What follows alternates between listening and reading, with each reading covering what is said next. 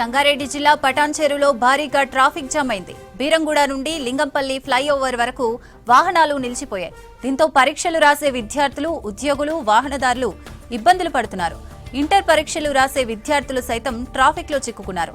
వాహనాల రద్దీని కంట్రోల్ చేసే పోలీసులు మాత్రం ఎక్కడా కనిపించడం లేదంటున్నారు వాహనదారులు.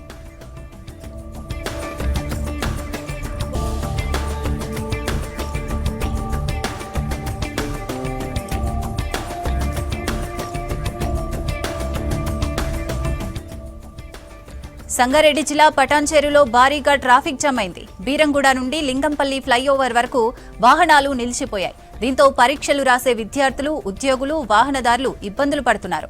ఇంటర్ పరీక్షలు రాసే విద్యార్థులు సైతం ట్రాఫిక్ లో చిక్కుకున్నారు.